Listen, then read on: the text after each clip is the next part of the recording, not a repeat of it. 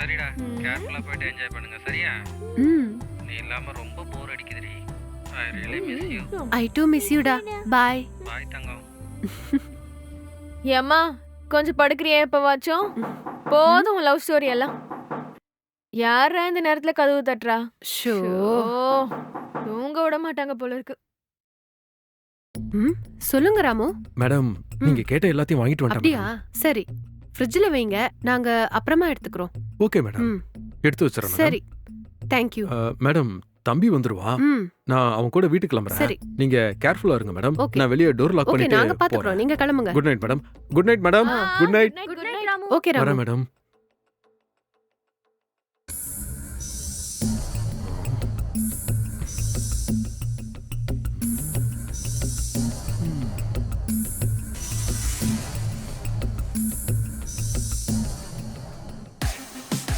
Cheers. ம் ம். ஐயோ, ஏய் என்னடி கர்மம் இது? இதை எப்படி குடிக்கிறீங்க? இவ ஒருத்தி. ஏய், ஃபால்ஸ்க்கு குளிக்கவானாலும் வரமாட்டேங்கிற, குடிக்கவான்னு கூப்பிட்டாலும் குடிக்க மாட்டேங்கிற. என்னடி இது? ஏ அவ அப்படிதாண்டி, அவ வேஸ்ட்ரி. நீ அடி. ம் ம். ம்.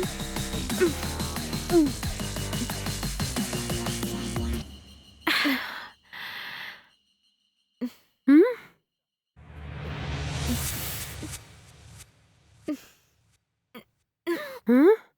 ஏய் என்னடி இது? இவ இப்படி குடிக்கிறா? கொஞ்சம் கேப் விட்டு குடியேண்டி.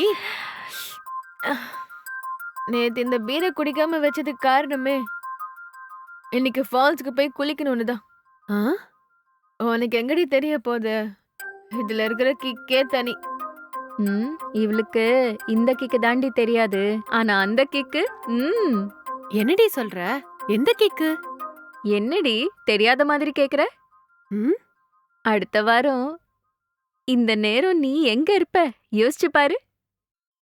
ம். ரொம்ப யோசிக்காத. உன் ஹஸ்பண்ட் கூட ஃபர்ஸ்ட் நைட் ரூம்ல இருப்பல்ல? ஏச்சி சும்மா இருடி. ம். என்னடி வெக்கமா? ம். இந்த போதைய விட அந்த போதை. ஷோ.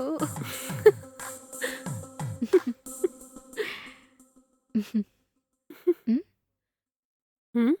நீ என்னடி திவ்யா இவ்ளோ டல்லா இருக்க? இந்த செட்டப் எல்லாம் பார்க்கும்போது எனக்கு நடந்த ஒரு சம்பவம் ஞாபகம் வருது.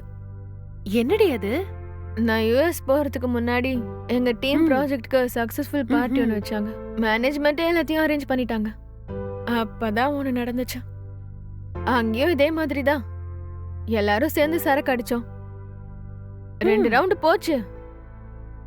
அதுக்கப்புறம் என் சீனியர் மேனேஜர் அருண்னு ஒருத்தன் டான்ஸ் ஆட கூப்பிட்டான். நானும் போனேன். ஆடிட்டு இருக்கும் போது திடீர்னு என் ஷோல்டர் மேல கை வச்சுட்டான். எனக்கு ஒரு மாதிரி ஆயிடுச்சு. நான் கூட அதை ஃப்ரெண்ட்லியா எடுத்துக்கிட்டு எதுவுமே சொல்லல. அப்புறம் என் இடுப்புல கை வச்சான். சரி டான்ஸ் ஸ்டெப் போடுறதுக்காக கை வச்சான்னு நானும் பேசாம இருந்துட்டேன். ஆனா அவன் அதுவே அட்வான்டேஜா எடுத்துக்கிட்ட லிமிட்டை தாண்டி தொடக்கூடாத இடத்துல எல்லாம் அவன் கை வச்சிட்டான். வந்துச்சு கோவம். அந்த கோவத்துல அவனை அடிச்சுட்டு அங்கிருந்து கிளம்பிட்டேன். அப்புறம் அந்த ஜாபை ரிசைன் பண்ணிட்டு வேற ஜாப் கிடைச்சு இப்ப வரைக்கும் நல்லா போயிட்டு இருக்குடி. உனக்காவது பரவாயில்ல திவ்யா. நீ ஜாபுக்கு போன இடத்துல ஒருத்தன் உன்கிட்ட தப்பா நடந்துக்கிட்டான். உனக்கு ஒரு ஜாப் இருந்துச்சு. உனக்கு நல்லா விவரம் தெரிஞ்ச வயசு. ஜாப் போய் நல்லா சம்பாதிக்கிறதுனால நீயும் தைரியமா ஃபேஸ் பண்ணிட்ட. ஆனா எனக்கு நடந்த சம்பவம், நான் 11th ஸ்டாண்டர்ட் படிக்கும்போது எனக்கு கிளாஸ் எடுத்த வாத்தியார் பண்ணத. ஐயோ, என்னடி சொல்ற? ஸ்கூல் படிக்கும் போதா? ஆமாடி. என்னால நேரடியா அவனை ஃபேஸும் பண்ண முடியல. என் அம்மா அப்பா கிட்டயும் சொல்ல முடியல. வீட்ல தெரிஞ்சா என்ன ஸ்கூலுக்கே அனுப்ப மாட்டாங்கங்கிற பயத்திலேயே அவங்க கிட்ட சொல்லாம உண்மையை மறைச்சிட்டேன். அப்படி அந்த வாத்தியாரு என்ன தாண்டி பண்ணா? எப்படி சமாளிச்ச?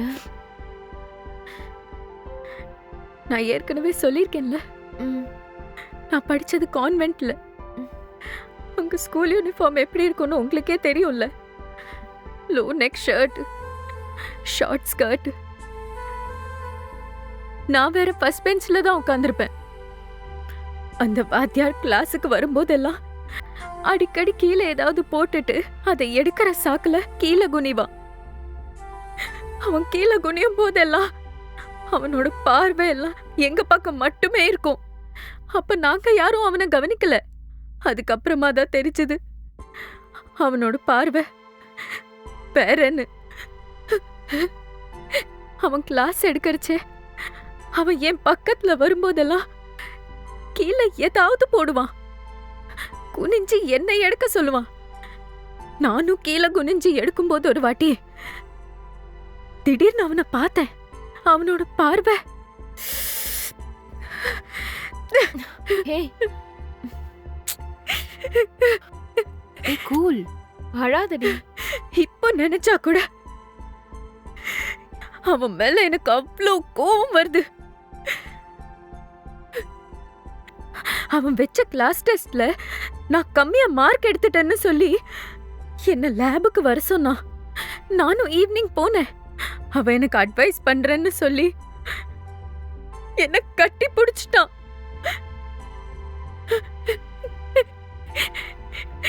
எனக்கு எனக்கு அழுகழுக்கையா வந்துச்சு. ஏய், அழாதடி. அப்பதான் என் பாட்டி இறந்துட்டாங்கன்னு சொல்லி எங்க அப்பா வந்திருக்காருன்னு ஸ்கூல்ல அனௌன்ஸ்மெண்ட் பண்ணாங்க. நல்ல வேளை நான் அங்கிருந்து தப்பிச்சு வெளியே வந்துட்டேன். அதுக்கப்புறம் 1 வீக்ல எக்ஸாம் ஸ்டார்ட் ஆயிடுச்சு. எக்ஸாம் முடிஞ்சு லீவ் விட்டாங்க. அந்த பிரச்சனை அப்படியே முடிஞ்சிருச்சு. ம், ம். இந்த வாத்தியாருங்கெல்லாம் ஏன் இப்படி இருக்காங்க? ஏய், எல்லா டீச்சரையும் தப்பா பேசாதடி. உன் லைஃப்ல ஒரு டீச்சர் தப்பு பண்ணிட்டாரு. ஆனா என் லைஃப்ல அந்த வாத்தியார் தாண்டி என்ன காப்பாத்துனாரே. உனக்கு என்னடி நடந்துச்சு? எனக்கு ஒரு 10 வயசு இருக்கும்டி. ம், எங்க ஊர்ல கோயில் திருவிழான்னு ஸ்கூல்லாம் லோக்கல் லீவுன்னு ஹாலிடே விட்டிருந்தாங்க. அப்பா அம்மா வழக்கம் போல வேலைக்கு கிளம்பிட்டாங்க. நான் மட்டும் வீட்ல தனியா இருந்தேன். அப்பதான் என் மாமா அம்மா கிட்ட ஏதோ பேசணும்னு சொல்லி வீட்டுக்கு வந்திருந்தாரு. அம்மா அப்பா வேலைக்கு போயிட்டாங்கன்னு சொன்னதும் போயிருவாருன்னு பார்த்தேன். ஆனா போகாம அம்மா வந்ததுக்கு அப்புறம் பார்த்துட்டு தான் போவேன்னு சொல்லி அவர் வீட்லயே இருந்துட்டாரு. நைட் எல்லாம் வேலை செஞ்சு செம்ம டயர்டா இருக்குன்னு சொல்லி ஹால்ல இருந்த சோஃபால சட்டையெல்லாம் கழட்டிட்டு படுத்துட்டாரு. என்னைய என்ன பண்ணிக்கிட்டு இருக்கேன்னு கேட்டாரு. நான் எக்ஸாம்க்கு படிச்சுக்கிட்டு இருக்கேன்னு அவர்கிட்ட சொன்னேன். உடனே அவர் எக்ஸாம்க்கு படிக்கிறியா? ஓ சரி அப்ப படின்னு சொல்லிட்டு போயிட்டாரு. நான் பெட்ரூம்ல படிச்சுக்கிட்டு இருந்தேன். எப்ப தூங்குனேன்னு எனக்கு தெரியல. திடீர்னு ஒரு மாதிரியா இருந்தது. கண்ணு முழிச்சு பார்த்தா அவரு என் பக்கத்துல படுத்திருந்தாரு. என்னடி சொல்ற? எனக்கு ஒரு மாதிரி ஆயிருச்சு.